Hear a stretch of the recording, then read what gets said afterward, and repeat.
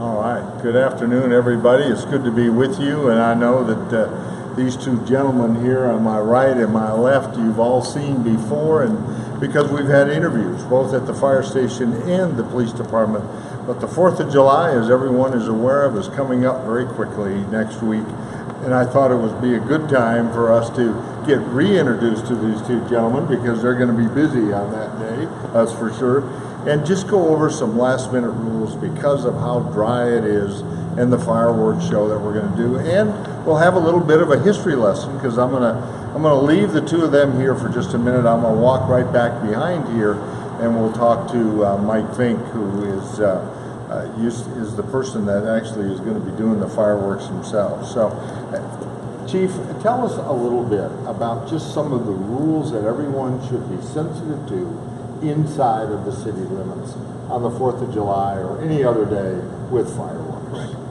You cannot discharge the fireworks in the city limits. You can possess them and transport them. You just cannot discharge them. Our calls do increase during this time, which we can head off and not do that if people choose not to discharge those fireworks because it takes time away from what the police officers are doing on that day because we're very busy. Yeah.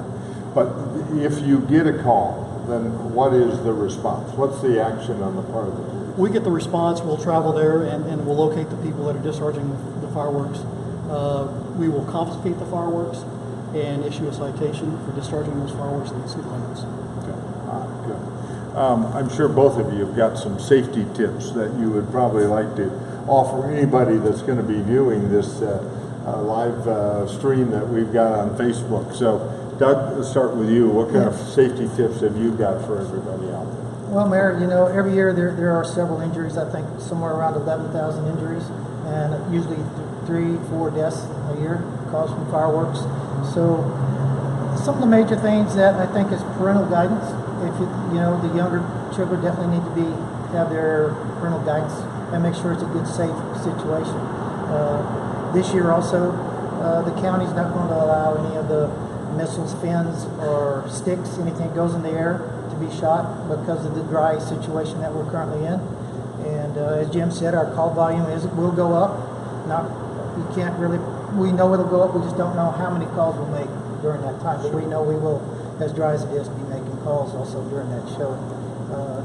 People just really need to be aware of how dry it is and be careful if they're going to use fireworks. And I think the important point, and I guess both of you would echo that, is as the calls go up, the firemen, the police, they're all being called off of doing something already because they've all got assignments. They're directing traffic or doing something. We get a call in like that, and that's taking somebody away from the responsibility that we've got. Chief, any other personal tips maybe on safety? Well, I think, they deal with a lot of the fireworks stuff as far as, the safety tips. I think what I would like to let people know is the alcohol. Once you introduce alcohol into a situation and stuff like that, the danger increases. And if people can limit their alcohol intake, especially those that are observing and the parental people with kids that are taking care of them, go light on the alcohol, and especially, as everyone says, don't drink and drive during this time because our arrests do go up as well. Good advice from both of you. Thanks. So, Chief, it's the fire department that puts on this wonderful show out there at City Park. So, tell us about the timing of the show, when folks maybe ought to try to get there to get a parking spot. Okay. I know that starts happening all day long and putting up chairs and staking out their turf. But let's talk about the show itself. Okay. The setup actually starts early in the morning. We'll come in and the crews will usually meet here at the station about 8 o'clock, and then we head out from there. And prior to that, we'll have loaded tubes onto a truck, take them out to the city park, and we'll set tubes up. And then we'll also load the show. And then about noon, 12:30, somewhere in there, we usually finish up loading. Our pyrotechnic, Mr. Fincke over here, he'll make a final check on everything, and then we'll leave it the site. He'll have to stay there, but because we can't leave it unattended. But then we'll take a break and get something to eat, and then we come back and shoot the show once it gets dark. So usually about 15 to 20, 22 firefighters that we use to help set up and take down after the show. And it's a long day. The guys will put in 14 hours, somewhere around there, to do the whole setup and tear down and shoot the show. So that setup part is going on with volunteers, and then you've got another whole set of folks that are on duty, right? Correct. Are here for calls or whatever have you. Absolutely. Yeah. Yes, and we'll have a combination doing both. We'll have career staff that will come in and help, and we'll have the volunteer side. So it'll be a mixed group that do the whole thing. All right. So we got everything getting set up, Chief. Yes, sir. Now we got to park these cars and bring some order to the Yes, sir. chaos. Yes, So tell us a little bit about what's happening out there, what kind of directions you've given your police force to try to manage some of that. I think first and foremost is patience. Yeah. Because it does get very crowded out there. I think what we need to look at is right now we have all of our assignments been given. Each officer, we have 17 officers in that area to direct traffic and get people out of there safely. So I would leave early, find your parking space, and once again have the patience. Don't drink and drive, of course. We also have officers stationed out at the city lake because that has become a popular location for people to observe the fireworks.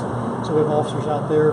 In addition to that, we have 5 additional police officers that will be patrolling the city for calls for service.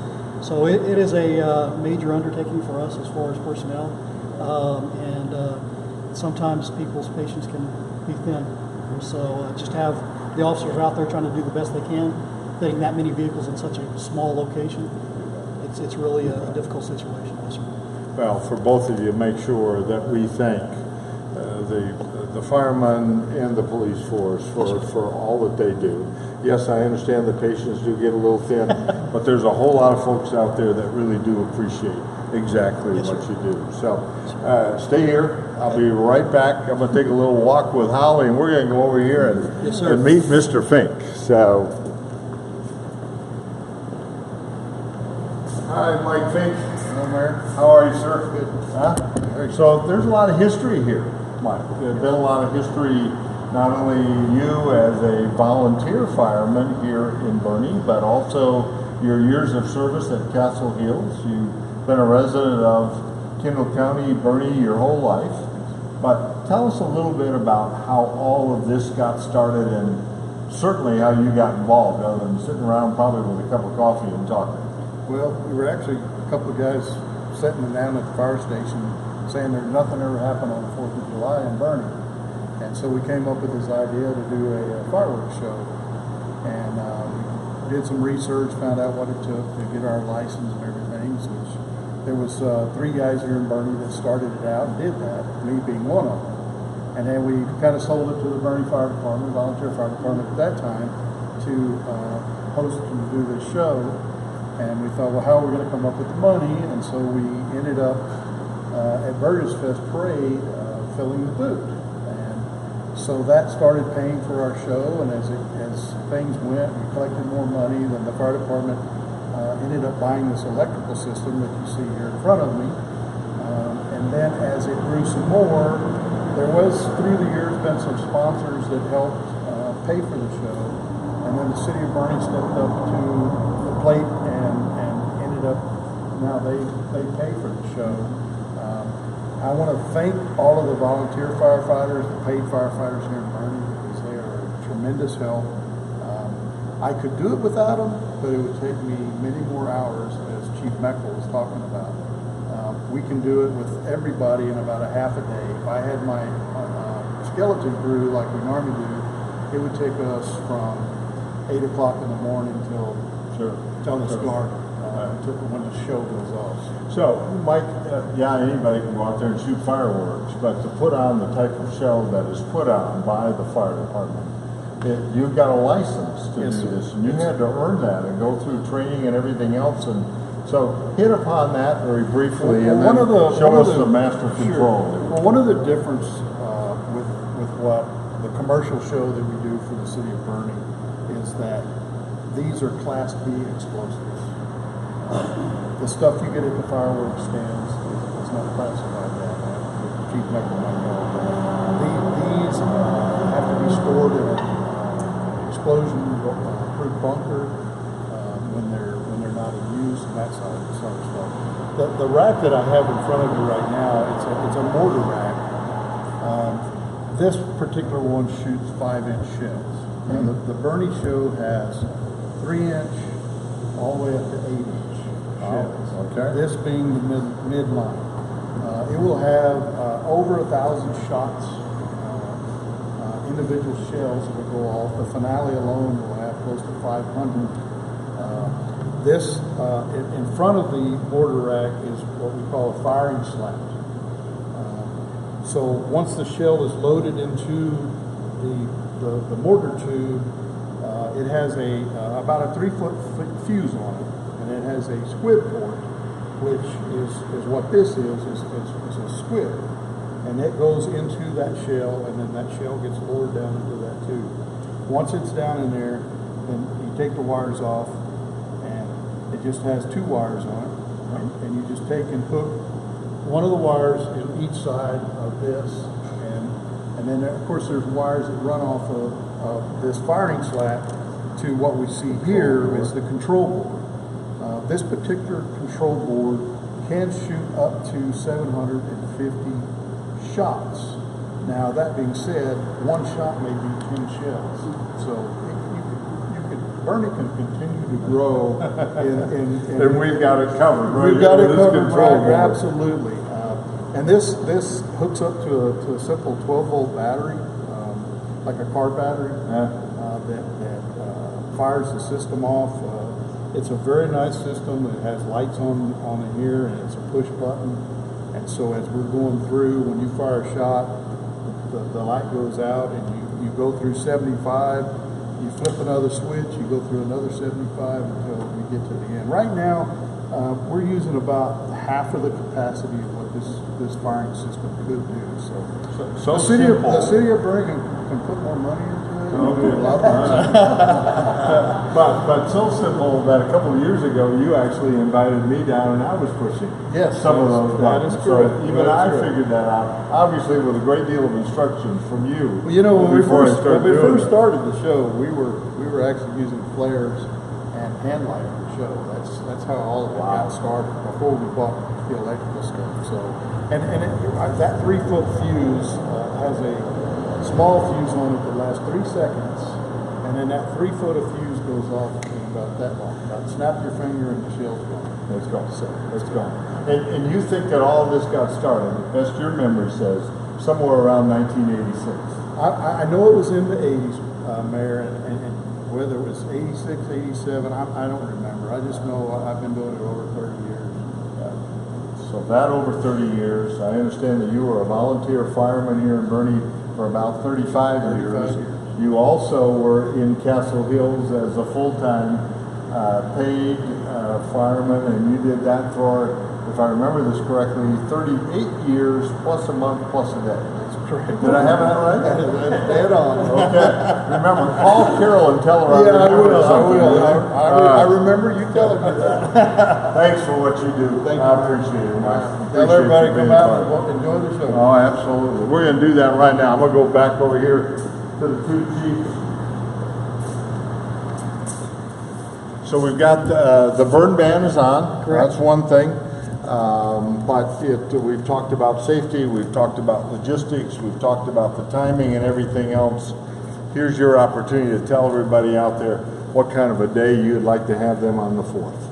So, Chief, you first. I would like everyone to have a great time out there. This is what it's all about, and enjoy themselves, and let us do all the work, and just sit back and have fun. Great. Enjoy it. Good. Chief? Totally agree with Jim. The only thing is, use good judgment, no matter where you're at. Read the directions on the fireworks. Use them properly, and don't do everything you see on YouTube or on Facebook or anywhere else. There's a lot of injuries, a lot of things that are caused or are done because people are trying to do what was done there. And so, like Jim said, have a good time, enjoy it. It's a great time, and if you're smart, everything will be just great. Safety first. Safety first. Use a whole lot of common sense, and you're probably going to be okay. Yes, sir. All right. Stay right here, guys. I got just a couple of tips and some information from the City Council meeting last night. First of all, our master plan is now posted on the website. You can go and put your comments there. Speaking of the 4th of July, that's when we're going to have, you can post your comments there until the 4th of July. If you go down Main Street, you're going to see the fencing going up where we're building City Hall. A couple of other things that happened last night at City Council meeting was that we did a local agreement, interlocal agreement with the county and the detention services that the city of Boerne uses.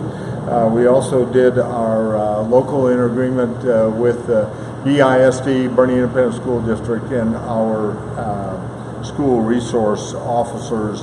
That will be done. One of the big things also is council voted to approve and award the contract on our new Convention and Visitors Bureau. So all these things are going on, keeps everybody busy, and we got the 4th to celebrate.